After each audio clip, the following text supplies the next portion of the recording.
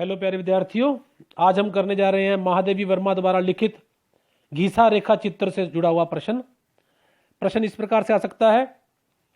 घीसा रेखा चित्र की विशेषताओं पर प्रकाश डालिए, अथवा महादेवी वर्मा द्वारा लिखित घीसा एक सौंदेश्यपूर्ण रचना है, इस पर विचार कीजिए, अथवा घीसा रेखा चित्र का उद्देश्य स्पष्ट कीजिए।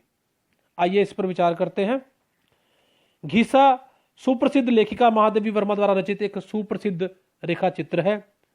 इसमें लेखिका ने एक निर्धन, असहाय एवं अशिक्षित समाज के ऐसे बालक की अत्यंत मर्मस्पर्शी एवं मार्मिक अभिव्यक्ति की है जो गुरु भक्ति की दृष्टि से पौराणिक एकलव्य से किसी भी स्तर में पर दृष्टिगोचर नहीं होता। घीसा एक उद्देश्यपूर्ण रचना है। आइए आगे इसकी विशेषताओं या इसके उद्देश्य पर निम्नलिखित पंक्तियों पर विचार करते हैं। सबसे पहला पॉइंट है जी, ग्राम्य संस्कृति का चित्रण। महादेवी वर्मा ने घीसा रेखा चित्र के माध्यम से भारतवर्ष की ग्राम्य संस्कृति एवं सभ्यता का चित्रण किया है। इसमें लेखिका ने ग्राम संस्कृति के अनेक चित्र प्रस्तुत किए हैं। उन्होंने इलाहाबाद के गंगा तट पर अवस्थित झूंसी गांव के रहन सहन, खान पान, वेशभूषा आदि की सजीव अभिव्यक्ति की है। इसमें लेखिका ने झूसी के खंडर और उसके आसपास के गांव का चित्रांकन किया है, जहां दूर दूर से औरतें सामूहिक रूप से पीतल, तांबे और मिट्टी के बर्तनों में गंगा जल भरने आती हैं। उनमें से कोई बूटेदार लाल, कोई सफेद धोती पहने हुए थी। उनमें से कुछ ने एक उंगली मोटी सिंदूर की रेखा बनाई हुई थी। उन्होंने रूखी जटाओं से छोटी छोटी लटाएं बनाई हुए रखी थी। कलाई पुते शहर की कच्ची नगदार चूड़ियों के नग हीरे से चमक रहे थे। उदाहरण के लिए दूर पास बसे हुए गुड़िया के बड़े बड़े घरौंदों के समान लगने वाले कुछ लिपे पुते, कुछ जीर्ण शीर्ण घरों से स्त्रियों का झुंड पीतल तांबे के चमचमाते मिट्टी के नए लाल और पुराने बदरंग घड़े लेकर गंगा जल भरने आती हैं। उन्हें भी मैं पहचान गई हूँ। उनमें कोई बूटेदार लाल, कोई सफ़ेद, कोई मैल सूत में अद्वैत स्थापित करने वाली, कोई कुछ नई और भेद में छलनी हुई धोती पहने रहती। लेखिका के ये शब्द हमें उस अंचल की संस्कृति से स्पष्ट जो है परिचित करवाते हुए दिखाई देते हैं। नंबर 2 है जी, ग्वाला संस्कृति का चित्रण।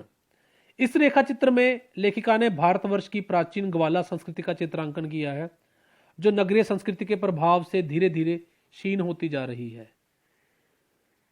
झूसी के ग्वाले अपनी गायें भैंसों को जंगलों में चराने ले जाते हैं और गोधूली के समय वापस लेकर आते हैं। वह गायें भैंसों का दूध शहरों में बेचने जाते हैं। यथा ग्वालों के बालक अपनी चरती हुई गाय भैंसों में से किसी को उस ओर बहकते देखकर ही लकुटी लेकर दौड़ पड़ते। गडरियों के बच्चे अपने झुंड की एक भी बकरियां भेड़ को उस पर बढ़ते देखकर कान पकड़कर खींच ले आते, और व्यर्थ दिन भर गिल्ली डंडा खेलने वाले निठल्ले लड़कों भी बीच बीच में नजर बचाकर मेरा रुख देखने नहीं भूलते।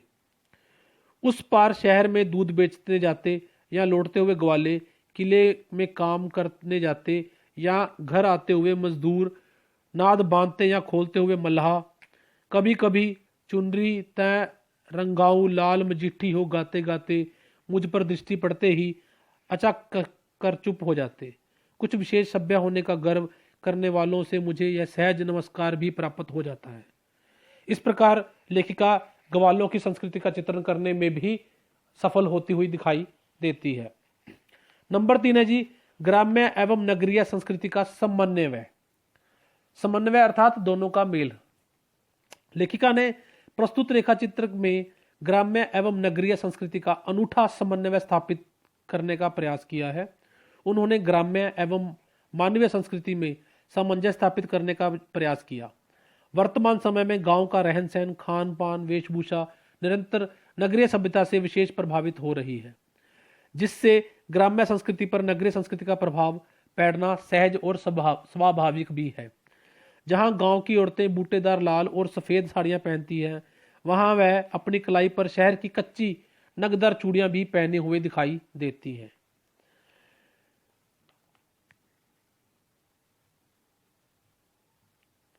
वहीं झूसी गांव की औरतों के कानों में बालियां तथा हाथों में कड़े, धुले कुर्ते तथा ऊंची धोती में ग्राम्य एवं नगरीय संस्कृति का सम्मिश्रण भी हमें स्पष्ट दिखाई देता है।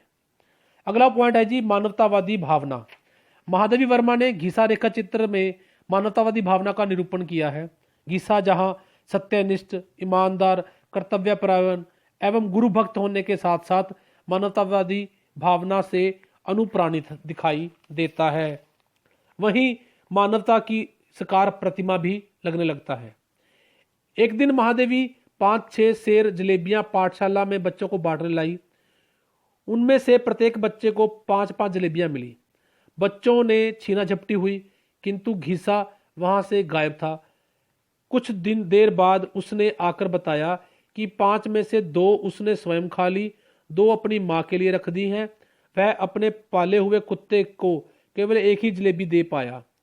गुरु साहब के और जलेबी देने पर घीसा ने कहा कि यदि गुरु जी दे सके तो कुत्ते के पिल्ले के लिए एक जलेबी और दे दे। यह घीसा की मानवता का एक उदाहरण ही है। इसके अलावा भी एक और उदाहरण है, आइए उस पर बात करते हैं। एक दिन ना जाने क्या सोचकर मैं उन विद्यार्थियों के लिए 5-6 सेर जलेबियां ले गई, पर कुछ तोतले वालों की सफाई से, कुछ तुलवाने वालों की समझदारी से और कुछ वहां की छीना झपटी के कारण प्रत्येक को 5 से अधिक जलेबियां ना मिल सकी। एक कहता था मुझे एक कम मिली, दूसरे ने बताया मेरी उम्मूक ने छीन ली, तीसरे को घर से सोते हुए छोटे भाई के लिए चाहिए, चौथे को किसी और की याद आ गई। पर इस कोलाहल में अपने हिस्से की जलेबियां लेकर घीसा कहाँ खिसक गया यह कोई ना जान सका। एक नटखट अपने साथी से कह रहा था, सार एक ठो पिलवा पाले है, ओही का देव भरे गाय हुई। पर मेरी दृष्टि से संकुचित होकर चुप रह गया और तब तक घीसा लौटा ही। उसका सब हिसाब ठीक था। जलखई वाले छन्ने में 2 जलेबियां लपेटकर वह माई के लिए छप्पर में खोस आया है। एक उसने अपने पाले हुए बिना माँ के कुत्ते के पिल्ले को खिला दी है और 2 स्वयं खा ली हैं। और चाहिए पूछने पर उसकी संकोच भरी आंखें झुक गईं, ओंठ कुछ हिले। पता चला कि पिल्ले को उससे कम मिली है, दे तो गुरु साहब पिल्ले को एक और दे दो।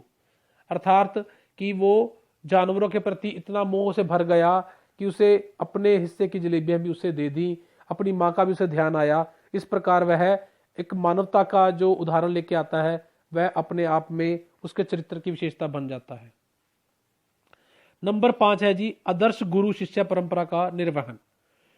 गुरु शिष्य का एक अद्भुत एवं अनूठा रिश्ता सदा से ही चला आ रहा है। गुरु शिष्य के लिए एक मार्गदर्शक, प्रेरणा स्रोत और ज्ञान प्रदान करने वाला है। गुरु शिष्य को अज्ञानता, अंधकार को दूर कर उसमें ज्ञान का प्रकाश प्रदान करता है, उसे अंधेरे से उजाले की ओर प्रवृत्त करता है। भारतवर्ष में गुरु शिष्य की अनूठी परंपरा अत्यंत प्राचीन है। कदाचित इस परंपरा के कारण भारतवर्ष को विश्व गुरु की संज्ञा से विभूषित भी किया गया है। प्रस्तुत रेखा चित्र में महादेवी ने भारतीय संस्कृति की गुरु शिष्य परंपरा का सफल निर्वहन करने का प्रयास किया है। इसमें महादेवी जहां एक आदर्श गुरु है, वहीं घीसा एक आदर्श शिष्य की भूमिका का निर्वहन करता हुआ दिखाई देता है। दोनों ने गुरु शिष्य की आदर्श परंपरा का सफलतापूर्वक निर्वाह किया है। कदाचित इसीलिए घीसा 15 दिनों से बीमार होने के बावजूद भी हिंदू मुस्लिम दंगों की बात सुनकर अपने गुरु साहब की सुरक्षा की चिंता करता है और उसे शहर जाने के लिए रोकने हेतु डगमगाते हुए गिरते पड़ते पाठशाला तक आता है। इतना ही नहीं, वह गुरु साहब को अपना कुर्ता बेचकर गुरु दक्षिणा भी देने का प्रयास करता है और देता भी है। यही नहीं, इस संबंध में स्वयं लेखिका कहती है, घीसा के पास ना पैसा था ना खेत, तब क्या वह उसे चुरा लाया है। मन का संदेह बाहर आया ही और तब मैंने जाना कि जीवन का खरा सोना छिपाने के लिए उस मलिन शरीर को बजाने वाले ईश्वर उस बूढ़े आदमी से भिन्न नहीं, जो अपनी सोने की मोहर को कच्ची मिट्टी की दीवार से रखकर निश्चिंत हो जाता है। घीसा गुरु साहब से झूठ बोलना, भगवान जी से झूठ बोलना समझता है। वह तरबूज कई दिन पहले देख आया था। माई के लौटने में जाने क्यों देर हो गई थी, तब उसे अकेले ही खेत जाना पड़ा था। वह खेत वाले का लड़का था, जिसकी उसके नए कुर्ते पर बहुत दिनों से नजर थी। पराया सुन सुनाकर कहता रहता था कि जिनकी भूख झूठी पत्तल से बुझ सकती है, उनके लिए परोसा लगाने वाले पागल होते हैं। उसने कहा, पैसा नहीं है तो कुर्ता दे दो। और घीसा आज तरबूज ना लेता तो कल उसका क्या करता। उस इससे कुर्ता दे आया, पर गुरु साहब को चिंता करने की आवश्यकता नहीं, क्योंकि गर्मी में वह कुर्ता पहनता ही नहीं और जाने अनजाने के लिए पुराना ठीक रहेगा। तरबूज फेद ना हो इसलिए कटवाना पड़ा। मीठा है या नहीं है देखने के लिए उंगली से कुछ निकाल भी लेना पड़ा। गुरु साहब ना लेंगे तो घीसा रात भर रोएगा, छुट्टी भर रोएगा। ले जाओ तो वह रोज नहा धोकर पेड़ के नीचे पड़ा हुआ पाठ दोहराता रहेगा और छुट्टी के बाद पूरी किताब पट्टी पर लिखकर दिखा सकेगा। और तब अपने स्नेह में प्रगल्भ उस बालक के सिर पर हाथ रखकर मैं भावांतरिक से निश्चल हो रही। उस तट पर किसी गुरु को किसी शिष्य की कभी ऐसी दक्षिणा मिली होगी ऐसा मुझे विश्वास नहीं, परंतु उस दक्षिणा के सामने संसार में अब तक के सारे आदान प्रदान फीके पड़ गए। अगला पॉइंट है जी, अनूठी कर्तव्य भावना का चित्रण। महादेवी वर्मा ने घीसा की अनूठी कर्तव्य भावना का सजीव चित्रण किया है। घीसा एक सच्चा, मेहनती, ईमानदार, गुरु भक्त एवं कर्तव्यपरायण बालक है। वह अपने प्रत्येक कार्य को कर्मनिष्ठ एवं कर्तव्य भावना से निर्वहन करता हुआ दिखाई देता है। वह अपने गुरु साहब को कहे बिना ही अपनी पाठशाला को निरंतर साफ सफाई एवं पुताई करता है। वह अपनी पुस्तक स्लेट को साफ सुथरी रखता है। इसके साथ साथ छोटे छोटे काम का उत्तरदायित्व भी बड़ी गंभीरता पूर्वकता से निभाता है। इस प्रकार घीसा कर्तव्य भावना की एक अनूठी मिसाल बनकर हमारे सामने आता है। नंबर 7 है जी, सांप्रदायिक विद्वेष की का चित्रण। महादेवी वर्मा ने घीसा रेखा चित्र में समकालीन समाज में हिंदू मुस्लिम धर्मों में फैले हुए वैमनस्य की भावना को धीरे धीरे बढ़ रही थी इसका चित्रण किया है। दोनों में सांप्रदायिक विद्वेष की भावना इतनी बढ़ गई थी कि उसके चरम सीमा पर पहुंचने की पूर्ण संभावना थी। शहरों में इसकी मात्रा अधिक थी, जैसे कि निम्नलिखित पंक्तियों में देखने को मिलेगा।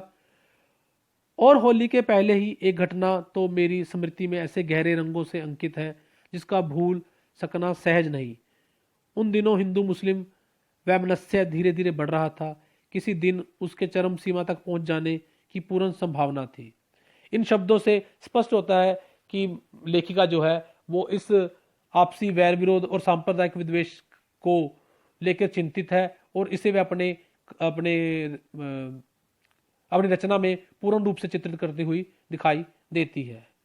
उपरयुक्त संपूर्ण निष्कर्ष रूप में हम ये कह सकते हैं कि लेखिका ने घीसा के माध्यम से जो हमें संदेश देना चाहा है वह यह है कि उसमें ग्राम की संस्कृति अथवा ग्वाला संस्कृति या फिर ग्राम और नगरीय समन्वय की भावना या मानवतावादी भावना आदि प्रमुख रूप से उभर कर सामने आए हैं, जो कि हमें एक तरह से सार्थक रूप में लेने चाहिए।